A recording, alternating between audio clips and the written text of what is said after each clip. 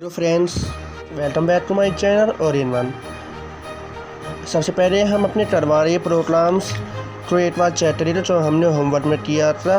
Post increment, post decrement and pre decrement. सबसे पहले हम बात करते हैं पोस्ट इंक्रीमेंट। इसमें हमने सबसे पहले हेडर फाइल यूज़ कर ली विद वॉइड मेन, फिर इंट A11 ले लिया हमने, फिर क्लियर स्क्रीन कर ली। पोस्ट इंक्रीमेंट मतलब A++, फिर प्रिंट एफ करवा दिया। तब हमारी A की वैल्यू 11 है तो वो X में स्टोर हुई। ये नॉर्मल X 11 की प्रिंट करेगा फिर, सही है, क्योंकि A की वैल्यू से तो 11 है ना, और वो फिर X में चली गई तो X हमें 11 प्रिंट करेगा। अब है तो अब हम बात करते हैं A++ की। A++ मतलब इंक्रीज हो रही है वैल्यू, जैसे हमारी 11 थी तो वो 12 हो जाएगी, तो यह हमें 12 प्रिंट करेगा। अगर हम A को ही नॉर्मल प्रिंट करवाते हैं तो ये 12 ही प्रिंट करेगा, क्योंकि अब A की वैल्यू 12 हो रही ना, क्योंकि वो इंक्रीज हो रही पोस्ट इंक्रीमेंट में। अब हम बात करते हैं प्री डिक्रीमेंट। सबसे पहले इसमें भी हेडर फाइल यूज़ हो जाएगी विद वॉइड मेन है, फिर इंट A11X, फिर क्लियर स्क्रीन। प्री डिक्रीमेंट में वैल्यू डिक्लेस होती है पहले, फिर प्रिंट एफ DS, फिर कैच, फिर आउटपुट हमें मिलेगा इस तरह। ये हमारा आउटपुट आ जाएगा X = 10। अगर A का वैल्यू 11 है तो ये A से डिक्लेस होएगा, मतलब 10 हो जाएगा। फिर 10 स्टोर होएगा X में, 10 स्टोर होएगा X में, तो हमने X में प्रिंट करवाए थे X = 10, सही है, तो X की वैल्यू 10 प्रिंट हो जाएगी। अब हम बात करते हैं -A की। ये हमें 9 प्रिंट करवाएगा, क्योंकि हम क्रोवार वैल्यू रिप्लेस कर रहे हैं। तो हमारी पहले थी A की वैल्यू 11, अगर हमने क्रोवार रिप्लेस करी तो वैल्यू आ जाएगी A = 9। और ऐसे अगर हम A को प्रिंट करवाते हैं तो ये हमें डायरेक्टली 10 प्रिंट करेगा, मतलब A = 9, क्योंकि अब A की वैल्यू हमारे पास 9 आती है ना, तो ये भी हमें 9 प्रिंट करेगा। अब पोस्ट डिक्रीमेंट में सबसे पहले वैल्यू स्टोर होती है, फिर डिक्रीज होती है, तो हमारा है A = 11। अगर हमारा A 11 है तो X की वैल्यू भी 11 होएगी, क्योंकि अभी A की वैल्यू 11 है, वो A X में स्टोर होएगा, तो X की वैल्यू तो 11। अगर हम X की जगह A को प्रिंट करवाते हैं तो ये हमें 10 प्रिंट करेगा, क्योंकि पहले हमारी वैल्यू की A की 11, तो 11 डिक्लेस होते हैं, अब 10 बन जाएगी, तो हमारी A की वैल्यू आती है 10, और A माइनस भी हमारा 10 ही आएगा। और अब हम अपने टरवारी ऑपरेटर्स कंटिन्यू करते हैं। कंटिन्यू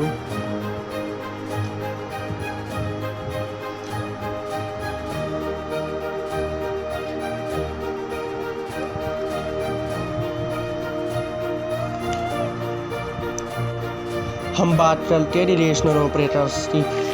रिलेशनल ऑपरेटर्स होते क्या है? Relational operators defines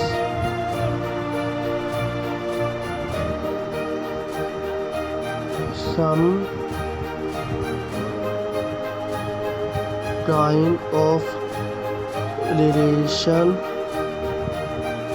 between two opinions. Relational operators define some kinds of relation between two opinions. Relational operators define करते हैं two relations to opinions. So a relational operators always give result in the form of 1 for true expression और 0 for false expression. जो relational operators है वो हमेशा result 1 और 0 की form में प्रोवाइड करवाता है। 1 तब देता है तब वो ट्रू होता है, और 0 तब देता है तब फॉल्स होता है। For true expression value might be 1 और non 0 value.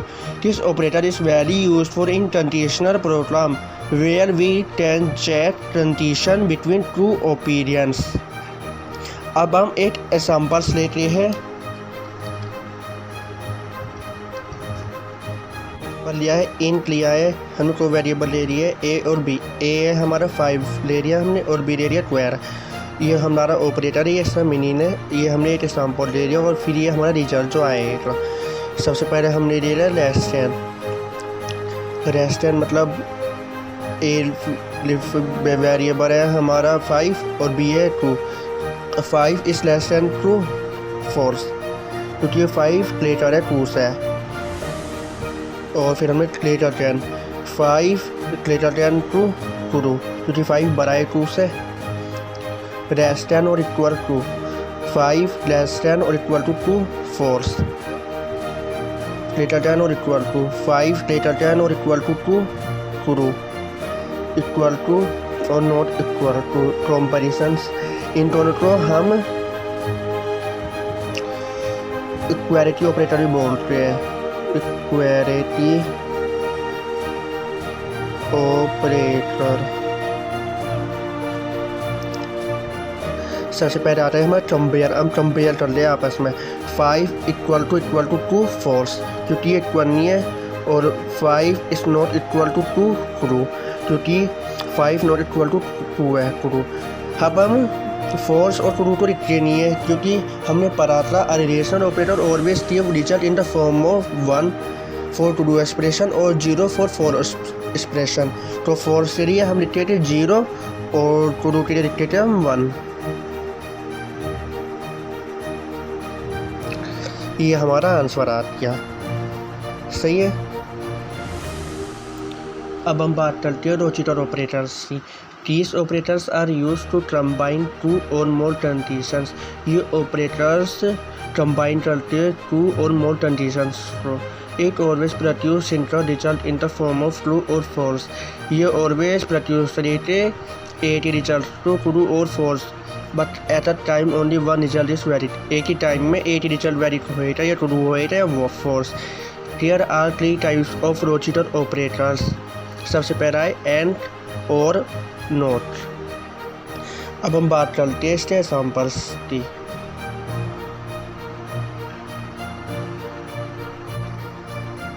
Following table shows all the rotator operators supported by C language। Assume variable A holds 1 and variable B holds 0 10। Operators हमारे ये हमारे डिस्ट्रक्शंस होती है, ये हमारे एग्जाम्पल्स हैं। सबसे पहले हम बात करते हैं रोचेटर एंड ऑपरेटर की। If both the opinions are non zero then the condition becomes true. अगर हम बात करते हैं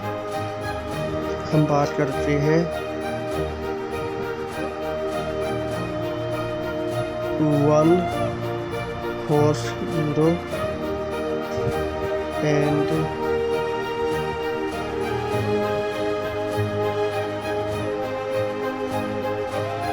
1 greater than 0, तो हमारा रिजल्ट फॉल्स आएगा, क्योंकि दोनों कंडीशन में इफ़ ये हमें पता था ना, if both the opinions are non zero. अगर दोनों ओपिनियंस नॉन जीरो हुए then the condition becomes true. पर इसमें ये वाला तो सही है हमारा, पर ये गलत है कि 1 इज लेस देन 0 और 1 is greater than 0 is true.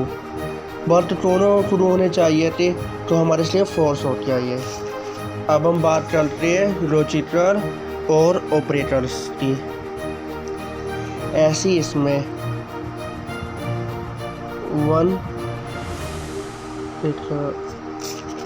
Less than 0 और 1 ग्रेटर देन 0।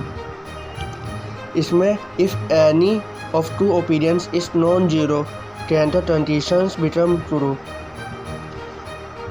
इसका मतलब है अगर इन दोनों ओपिनियंस में एक भी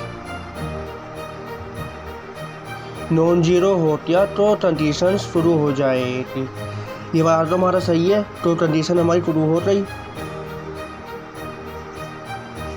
अब हम बात करते हैं रोचेटर नॉट ऑपरेटर्स की। It is use to reverse the रोचेटर state of its opinion. If a condition is true can the रोचेटर नॉट ऑपरेटर फिर मेक इट फॉल्स। से हमारा ये है।